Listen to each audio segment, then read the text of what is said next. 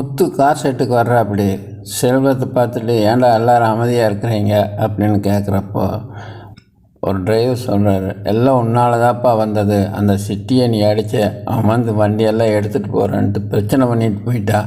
நாளைக்கு மத்தியானத்துக்குள்ளே காசு கொடுக்கலைன்னா வண்டியை எடுத்துகிட்டு போய். ஏன்டா நீங்கள் தான் வட்டி ஒழுங்காக கட்டிகிட்டு இருக்கிறீங்கல்ல, அப்புறம் எதுக்குடா அவன் வண்டி எடுக்கிறா? நீ அடித்தது தான், அதனால தான் வண்டி எடுக்கிறேங்கிறான். பிரச்சனை அவனுக்கும் எனக்கும் தானே, எல்லாமே உங்களுக்கும் அவனுக்கும் இல்லையா? அவன் எதுக்கு வண்டி எடுக்கிறான்னா, சரி நான் பார்த்துக்கிறேன் அப்படின்னு வண்டி எடுத்துகிட்டு வெளியே போகிற அப்படி. செல்வா வேண்டாங்கிற அப்படி. ஆனால் மொத்து போயிட்டா அப்படி. சிட்டிக்கிட்ட போய் கேட்குற அப்படி, உனக்கும் எனக்கு தானே பிரச்சனை, டிரைவர்கிட்ட எதுக்குடா இந்த மாதிரி பிரச்சனை பண்ணுற அப்படின்னு கேட்டோன்னே, அதுதான் நல்லவனாக இருக்கிறனால தான் இந்த பிரச்சனையே வர்றது.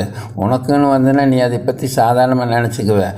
உன்னுடைய சார்ந்தவங்களுக்கு ஏதாச்சும் வந்துன்னா தான் நீ வருவேன்னு எனக்கு தெரியும். அதனால தான் அந்த மாதிரி சொன்னேன். இந்த தொழிலில் வந்து பயம்தான் முக்கியம். ஆனால் அந்த பயத்தையே நீ போக்கடிச்சிட்ட. அதனால தான் சொல்கிறேன், நாளைக்கு 12 மணிக்கு நீ வந்து எல்லாத்துக்கு முன்னாலும் என் காலில் விழுந்தீன்னா அந்த டிரைவருக்கு வட்டியும் கொடுக்க வேண்டாம், ஒன்றும் கொடுக்க வேண்டாம், அசல் மட்டும் கொடுத்தா போதும். நீ நாளைக்கு 12 மணிக்கு வந்து என் காலில் அவங்க முன்னால் விழுகிற. ரவியும் சுதியும் சைக்கிளில் போகிறாங்க. ரவி கன்றா அப்படி, உன்னை உட்கார வச்சு ஓட்டிட்டு வா, ரொம்ப கஷ்டமாக இருக்குது அப்படின்னு சொன்னோன்னே சுதி என்னங்கிற அப்படியா தள்ளிக்க நான் ஓட்டுறேன் அப்படின்னு சொல்லி போட்டு ரவி உட்கார வச்சு சுதி ஓட்டிகிட்டு போகிற நேரத்தில் அவங்க அம்மா அவங்க அப்பாவும் பார்த்துக்கிறாங்க. அவங்க அப்பா சொல்கிறாங்க, இவன் பண்ணுற லட்சணத்தை பார்த்தியா, இவன் நல்லா வச்சுக்குவான்னு சொல்லித்தான் நீ சொன்னேன்.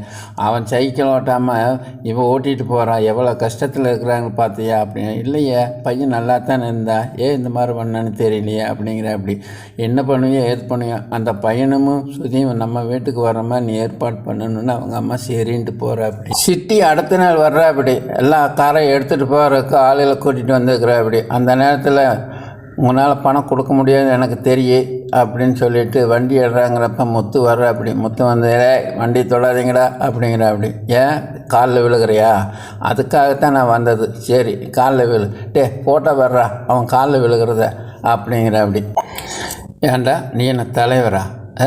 உன் காலெல்லாம் விழுந்து நான் மன்னிப்பு கேட்குறக்கு நீயே போர்ச்சரி பண்ணி சம்பாரித்து எல்லாத்தையும் வட்டி கொடுத்து வாங்கி திங்கிற நாய், நான் உன் காலில் விழுகிறதா அப்படின்னு முத்து சொல்கிறப்போ செல்வா, நீ விழுந்துடாதீங்கிற அப்படி. நான் எதுக்குடா விழுகிறேன் அப்படின்னு சொல்லி போட்டு முத்து, சரி உனக்கு எவ்வளோடா கொடுக்கணும், இவன் எவ்வளோடா கொடுக்கணும், எல்லா காசையும் கொடுத்துட்டு போயிட்டே இந்த பக்கம் வந்துடாத அப்படின்னு அனுப்பி விட்டுறேன். எல்லாம் கேட்குறாங்க, ஏது முத்து இவ்வளவு காசு அப்படின்னு. அதை பற்றி என்ன உங்களுக்கு, உங்கள் வண்டி எடுக்கல, அமைதியாக இருங்க அப்படின்ட்டு வெளியே போயிடுறேன் அப்படி. முத்துக்கிட்ட வந்து செல்வம் கேட்குற அப்படி, ஏதுடா உனக்கு இவ்வளோ பணம், 4 லட்சம் ரூபாய்க்கு மேலே இருக்குமே, எப்படா 2 நாளில் கொண்டு வந்த அப்படின்னு. ஒன்றும் இல்லைடா சொல்கிறா அப்படின்னு. காரை விற்றுட்டுண்டா. கார் எதுக்குடா விற்று? அப்பா வாங்கி கொடுத்த கார் இல்லைடா, அது பத்திரத்தை அடமானம் வச்சு வாங்கி கொடுத்த கார் எதுக்குடா நீ விற்ற? அந்த காரை மட்டும் நான் வைக்கலைன்னா ஒன்றா காரை எடுத்துகிட்டு போயிருப்பானுங்க, இல்லை அவன் காலில் நான் விழுந்திருக்கணும். இது எது நல்லதுன்னு யோசனை பண்ணிப்பார். நான் ஒரு கார் போனால உங்கள் இத்தனை பேர்த்து காரு நின்றுச்சுல்ல, அதை வச்சு சந்தோஷப்படுறா அப்படின்னு செல்வத்துக்கிட்ட சொல்கிற அப்படி முத்து.